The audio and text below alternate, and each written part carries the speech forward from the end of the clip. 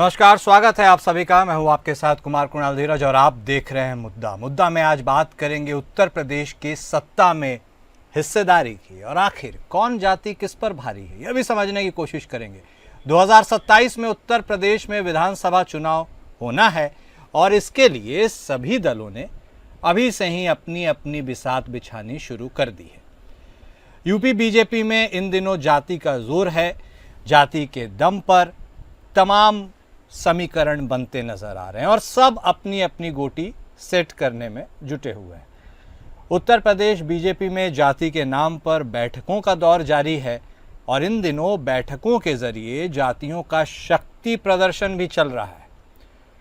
पहले नोनिया चौहान समाज की मीटिंग, फिर ठाकुर विधायकों की डिनर पार्टी और उसके तुरंत बाद कुर्मी समाज की बैठक। बीते दिनों उमा भारती के नेतृत्व में लोधी बिरादरी के नेताओं ने अपना दम दिखाया। यूपी की सत्ता में और उसको लेकर बीजेपी संगठन में सब अपनी बढ़ी हुई हिस्सेदारी चाहते हैं। बीजेपी के प्रदेश अध्यक्ष के चुनाव से लेकर योगी मंत्रिमंडल का विस्तार होना है। सरकार से लेकर बीजेपी संगठन में संख्या के हिसाब से सबकी तैयारी अपनी भागीदारी बढ़ाने की है। इसी बीच समाजवादी पार्टी के बागी और बीजेपी के ठाकुर बिरादरी के करीब 40 विधायक और मंत्री 11 अगस्त को लखनऊ में डिनर पार्टी पर मिले। इस बैठक में परिवहन मंत्री दयाशंकर सिंह, जनसत्ता दल लोकतांत्रिक के अध्यक्ष रघुराज प्रताप सिंह उर्फ राजा भैया, समाजवादी पार्टी से निष्कासित विधायक अभय सिंह, राकेश प्रताप सिंह समेत 40 से ज्यादा विधायक और एमएलसी शामिल हुए थे। अगले दिन यानी 12 अगस्त को भी पर्यटन मंत्री जयवीर सिंह ने ठाकुर और राजपूत नेताओं को भोज दिया। ये सब हुआ कुटुंब परिवार के बैनर तले। सूत्रों के मुताबिक इस बैठक का मकसद प्रदेश के सभी क्षत्रिय विधायकों को एक मंच पर लाकर ठाकुर शक्ति प्रदर्शन करना था। उधर उत्तर प्रदेश की सत्ता में दोबारा अपने पांव जमाने के लिए सपा प्रमुख अखिलेश यादव ने अपनी साइकिल की चाल बदल दी है। 2027 चुनाव से पहले समाजवादी पार्टी की सियासी लैब में बीजेपी की सोशल इंजीनियरिंग से मुकाबला करने के लिए नए फॉर्मूले पर काम किया जा रहा है। मुलायम सिंह के दौर में समाजवादी पार्टी का कोर वोट बैंक यादव और मुस्लिम के बाद ठाकुर हुआ करता था, लेकिन यूपी के बदले सियासी समीकरण में अब अखिलेश जिस तरह से योगी सरकार पर ठाकुर परस्ती का आरोप लगा रहे हैं, उससे एक बात साफ है कि सपा के सियासी एजेंडे से ठाकुर बाहर हो चुके हैं। मुलायम सिंह यादव के जमाने में अहम रहे ठाकुर वोट बैंक को दरकिनार करते हुए अखिलेश अब पिछड़ा दलित और अल्पसंख्यक यानी पीडीए पर ही फोकस कर रहे हैं। पीडीए फॉर्मूले के सहारे 2024 में बीजेपी को मात भी दे चुके हैं। 2027 में फिर से उसी पैटर्न पर अपना एजेंडा सेट करने लगे हैं। 2017 में बीजेपी के सरकार में आने और योगी आदित्यनाथ के सीएम बनने के बाद से ठाकुरों का सपा से मोहभंग हुआ है। सपा ही नहीं, बसपा से लेकर कांग्रेस तक से ठाकुर नेता अलग होकर बीजेपी का दामन थाम चुके हैं। सूबे में ठाकुर बीजेपी के कोर वोट बैंक बन चुके हैं। 2022 के विधानसभा चुनाव में अखिलेश यादव ने सपा की रणनीति बदली और ठाकुरों की जगह ब्राह्मण दलित को खास सियासी अहमियत दी।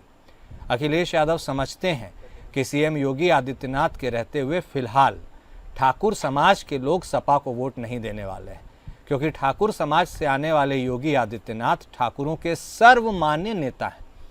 ऐसे में अखिलेश ठाकुर वोटों के मुंह से बाहर निकलकर नए सियासी समीकरण बनाने में जुटे।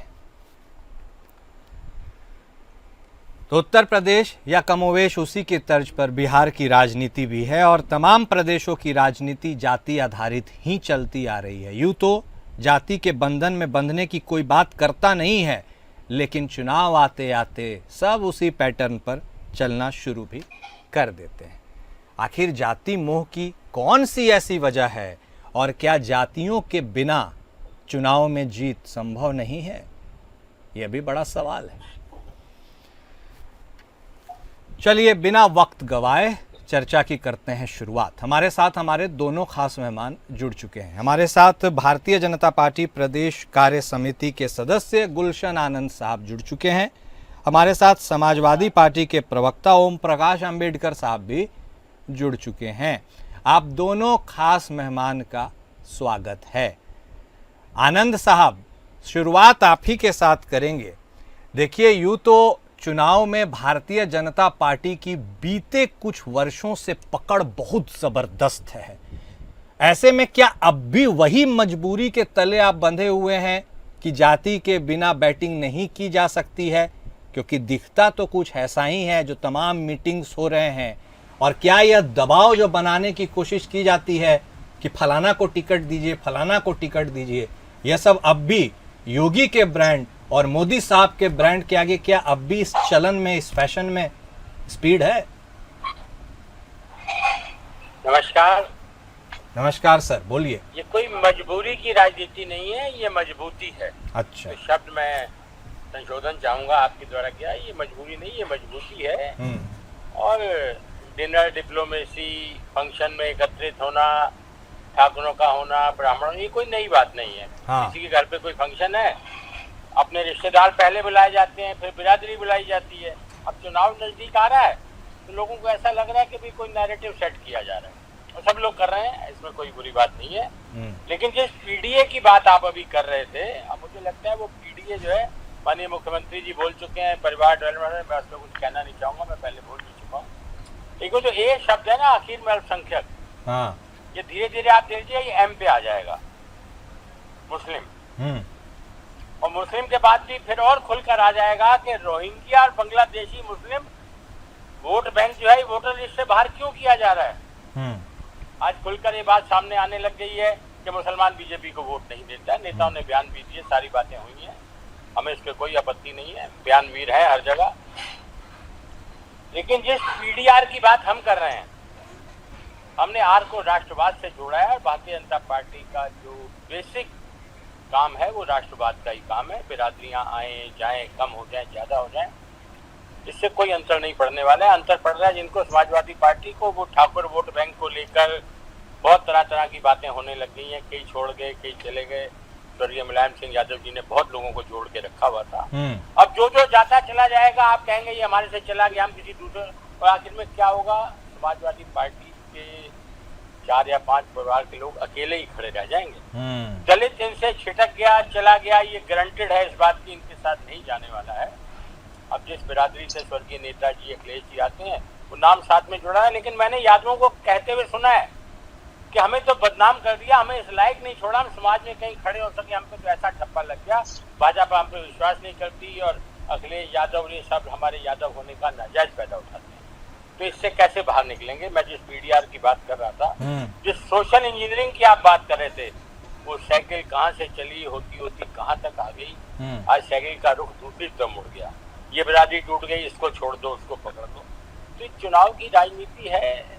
आदरणीय अखिलेश जी बहुत मेहनती, ईमानदार, पढ़े लिखे व्यक्ति हैं। अब जिसके साथ फंसे हुए हैं, लोकसभा में कांग्रेस के सारे नैया थोड़ी सी आगे बढ़ गई, वो इनमें अपना कुछ नहीं था। इनका वो नैरेटिव था, अंतर्राष्ट्रीय नैरेटिव था, वो अखिलेश यादव जी के बस का भी नहीं था। आजकल तो आनंद साहब पॉलिटिक्स नैरेटिव के हिसाब से ही चलता है, इसीलिए बिना नैरेटिव के कुछ नहीं। जमीन धरातल पर क्या है, इससे कहाँ किसी को फर्क पड़ रहा है। आ रहे हैं अम्बेडकर साहब, अब आप ही के पास आ रहे हैं, आप हाथ भी उठा रहे हैं। ओम प्रकाश, ठीक है, आ रहे हैं, पार्टी को फर्क नहीं पड़ता, ठीक है, ठीक है, पार्टी है, कैडर पार्टी है, जिनको फर्क पड़ता है। अब देखिए सर, फर्क तो पड़ता है, भले मानेंगे नहीं मानेंगे वो अलग बात है, लेकिन नैरेटिव से ही चुनाव गढ़े जा रहे हैं आज के दौर में। अम्बेडकर साहब, सर मैं जिस अंतर्राष्ट्रीय नैरेटिव की बात कर रहा हूँ, ठीक है, पर मेरा आग्रह है, मेरी बात को एक सेकंड सुन लीजिए। ठीक है, आ रहे हैं आपके पास, विस्तार से सुनाइएगा।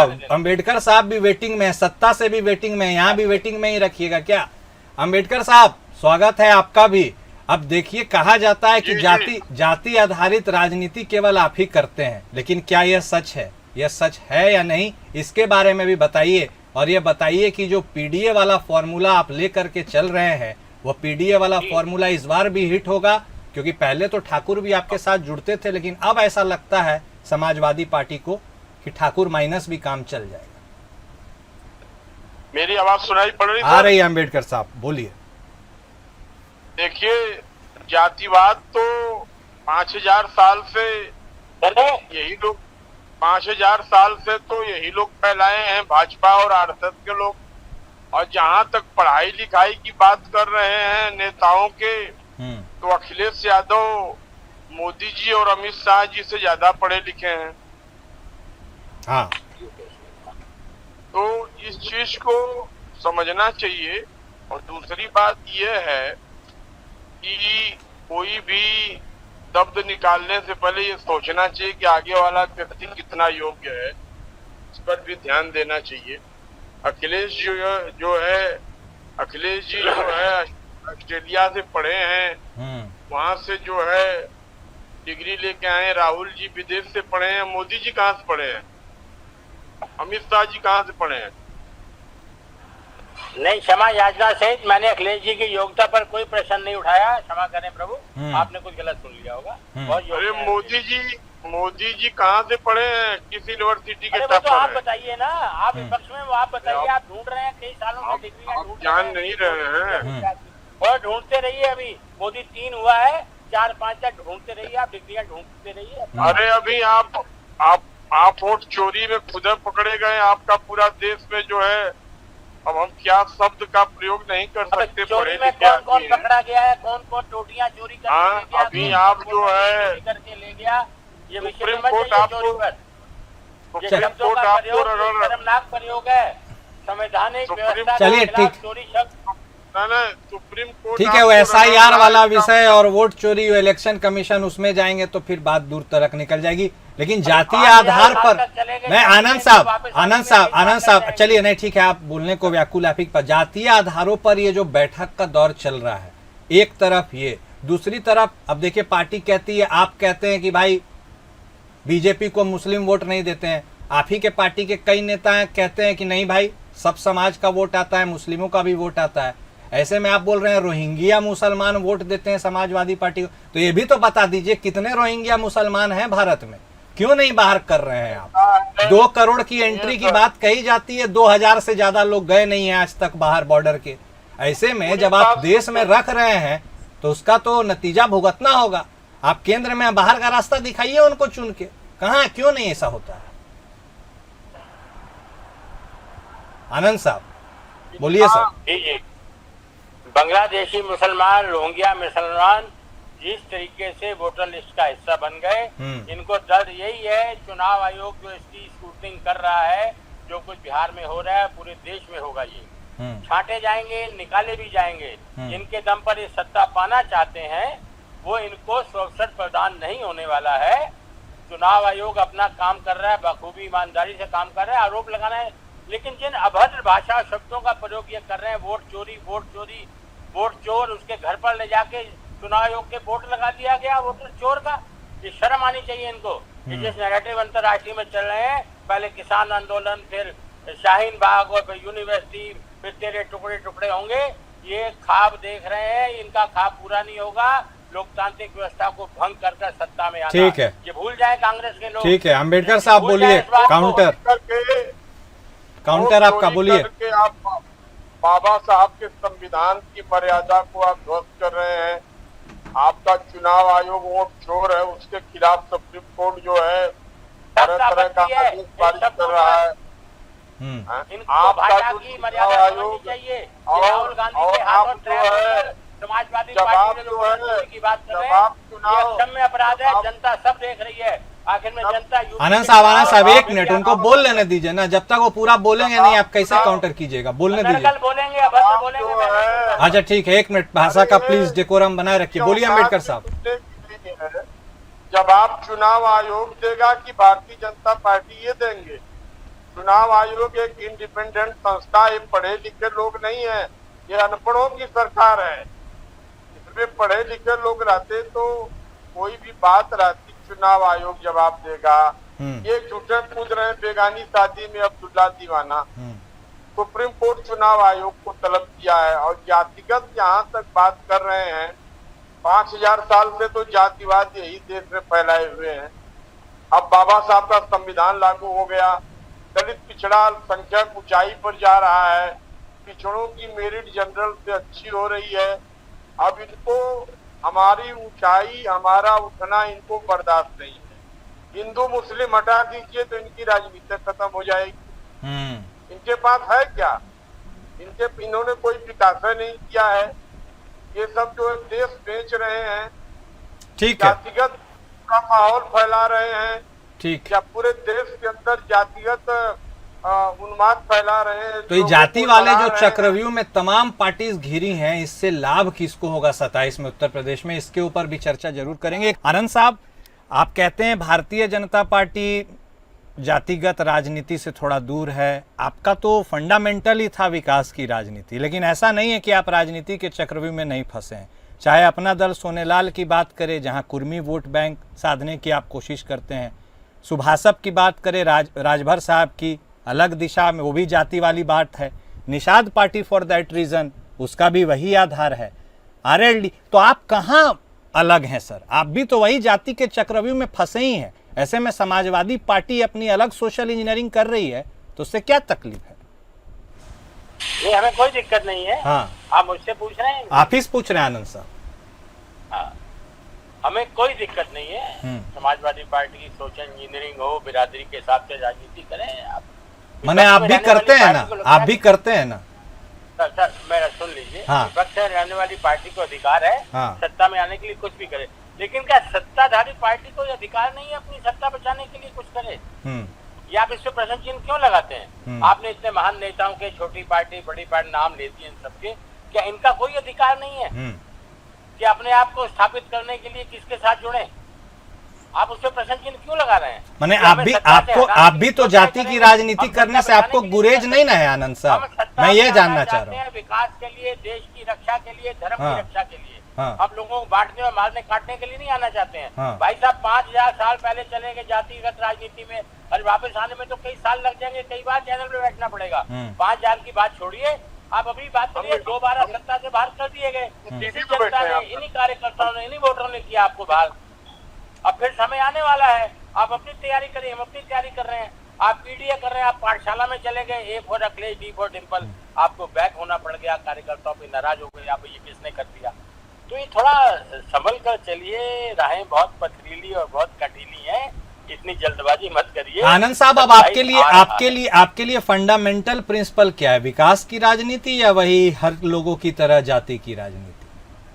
जी नहीं, विकास की राजनीति प्राथमिकता है हमारी, उसके बाद देश हमारी प्राथमिकता में ये भी है। ठीक है। हाँ अम्बेडकर साहब बोलिए। नेताओं ने अपनी हड्डियां गला के रीची की तरह इस पार्टी को पाला है। ऐसे नहीं कोई एक आध दिन में आ गई हो। इसमें मुझे कोई इनकार नहीं। स्वर्गीय मुलायम सिंह यादव ने भी बहुत संघर्ष किया है, मुझे इसमें कोई इनकार नहीं है, लेकिन हमारी पार्टी में भी लोगों ने हड्डियां गलाकर रीची की तरह इस पार्टी को खड़ा किया, इससे कोई इनकार नहीं कर सकता। इतनी बड़ी पार्टी आपकी विश्व की, प्रदेश अध्यक्ष दे नहीं पा रहे हैं आप अभी तक, यह भी तो बात है। अम्बेडकर साहब बोलिए। देखिए, बात कह रहे हैं कि विकास की राजनीति फर्स्ट नंबर पर है, फिर जाति की राजनीति में तो खैर सब लोग बंधे ही हुए हैं। बोलिए सर। जातिवाद तो इन लोगों में देश में इतना फैला दिया, हिंदू मुस्लिम और जात पात। उत्तर प्रदेश में एक ही जात का काम हो रहा है और बाकी जातियों को इन्होंने डैमेज किया। हर काम जो है जाति के आधार पर। इतना बड़ा आजादी के 75 साल बाद मैं समझ रहा हूं कि उत्तर प्रदेश में जो सरकार है भारतीय जनता पार्टी की, इतना बड़ा जातिवाद कभी नहीं हुआ कि एक ही जात का व्यक्ति हर जगह बैठा हुआ हो। सारे लोगों को परेशान किया जा रहा है, लोग बहुत परेशानी में चल रहे हैं। प्रदेश में लॉ एंड ऑर्डर, बलात्कार, हत्या, छिनैती ये सब चरम पर है। और इसका मेन कारण यह है कि अशिक्षित व्यक्ति जो है कुर्सी पर बैठ जाए। तो अम्बेडकर साहब, आपकी पार्टी की बात करते हैं, चलिए छोड़िए इधर, आपकी पार्टी की बात करें। अब आपका फोकस क्या है? पीडीए है? क्योंकि पहले तो आप थोड़ा ठाकुर को भी लेके चलते थे। खैर, ब्राह्मण तो माता प्रसाद पांडे आज भी आपके हैं नेता प्रतिपक्ष, लेकिन आपका फोकस क्या है? हम किसी जात के विरोधी नहीं है। हाँ। हमारे राष्ट्रीय अध्यक्ष माननीय अखिलेश यादव जी ने ब्राह्मण जात के व्यक्ति को जो है नेता प्रतिपक्ष बनाया है। हम पीडीए जो है, हमारा पीडीए है पिछड़ा दलित अल्पसंख्यक, और जो है उसमें अगर कोई सुधारवादी राजनीति में अगड़ा है तो उसको लेने में कोई दिक्कत नहीं है। अगड़ा है ये मेरे साथ। तो ठीक मेरा है, ये एक मानना सवाल और का उसका जवाब दे दीजिए। बीएसपी से जो दलित समाज छिटका, बीजेपी कहती है उसके पाले में गया, आप कहते हैं आपके पाले में गया, वो गया किसके पाले में? नहीं, अगर इनके पाले में गया होता तो 2024 में हार नहीं जाते सरकार। हाँ पत्रकार साहब जी, इनका सुपड़ा साफ कर दिया चमार समाज, धोबी पासी कटिक समाज के लोगों ने। जो अनुसूचित जात जनजात के लोग हैं, जो इनका सुपड़ा साफ कर दिया और इन्होंने 10-12 यहाँ तक कि वाराणसी में प्रधानमंत्री अजय राय जी से पीछे चल रहे थे, ये स्थिति थी। ठीक है, प्रधानमंत्री जी माने ठीक है। तो 2 मेरे मिनट कहने का 2 मतलब मिनट है- है मेरे पास, एक मिनट आप दोनों से। शुरुआत अंबेडकर साहब आपके साथ। जो है, ये 27 पूरा- की हाँ, ये- 27 की पिक्चर का जो टिकट है वो किसके लिए कटेगा, समाजवादी पार्टी या बीजेपी, बताइए। समाजवादी पार्टी जो है सत्ता में आ रही है कम से कम 350 सीट लेने के। वाह, क्या क्योंकि ये कॉन्फिडेंस। लोग जो है हाँ। भाजपा में इनको लोग हटाना चाहते हैं, इनसे त्रस्त है। हाँ ठीक है, भारतीय जनता पार्टी का सुपड़ा साफ हो जाएगा सरकार। ठीक है, पत्रकार साहब, ओके। अब आनंद साहब, उत्तर प्रदेश हमारे ये जो राष्ट्रीय अध्यक्ष माननीय अखिलेश जी के नेतृत्व में हाँ। पीडीए बहुत मजबूत हो गया है। ठीक है, ठीक है। आनंद साहब, चेहरे पर अभी जो आपके आनंद है, क्या यही आनंद 27 में भी बरकरार रहेगा? बरकरार रहेगा साहब। हम हालत में आनंद में रहना जानते हैं। हाँ। बेईमानी इनसे से पूछिए चुनाव जाति जीतते हैं, बिरादरी वो के चोरी ठाकुर कर- क्यों छोड़कर चले गए, हाँ। आधे यादव क्यों छोड़कर चले जा रहे हैं, मुसलमान क्यों कह रहे हैं हमें तो मरवा दिया, बदनाम करके रख दिया, नाम इधर कोई मुसलमान नहीं जा रहा है, सामने आ जाएगा। सारे मुसलमान अखिलेश जी के साथ हैं।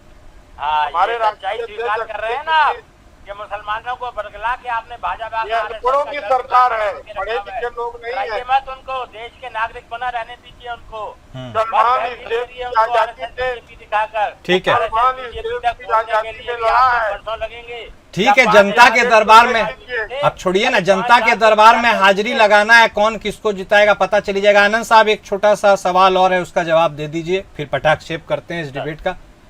क्या प्रदेश स्तर पर कोई लीडरशिप क्राइसिस नजर आएगी 27 में? क्या मौर्य वर्सेस योगी भी हो सकता है, या सब कुछ बिल्कुल शीशे की तरह साफ? हमारे मुख्यमंत्री आदरणीय योगी आदित्यनाथ जी हैं, इनके नेतृत्व में चुनाव लड़ा जाएगा। ये जो क्यासबाजियां विपक्ष फैला रहा है कि ये बिरादरी वो बिरादरी, बिरादरियां सब अपनी जगह एकजुट हैं और एक ही झंडे के नीचे हैं, वो भारतीय जनता पार्टी का ध्वज है। आदरणीय मुख्यमंत्री योगीनाथ जी, प्रधानमंत्री यशस्वी नरेंद्र मोदी जी के नेतृत्व में चुनाव लड़ेगा। दिल्ली और लखनऊ मिलाकर विजय श्री का हम वर्ण करने वाले हैं। इनसे कही थोड़ा धैर्य रखें, थोड़ा धैर्य। अखिलेश यादव जी मुख्यमंत्री और प्रधानमंत्री दोनों बनेंगे। चलिए अभी ठीक, तो बाप रे। 27 में अरे मुख्यमंत्री राहुल गांधी की मम्मी से पूछ लीजिए, वो ठीक है। चलिए, जनता के दरबार में हाजिरी लगाइए। बहुत शुक्रिया, वक्त इतने की इजाजत देता है। ठीक है, बहुत शुक्रिया आप दोनों खास मेहमान का हमारे साथ जुड़ने के लिए, इस चर्चा में शामिल होने के लिए। मुद्दा में आज बस इतना ही। नमस्कार।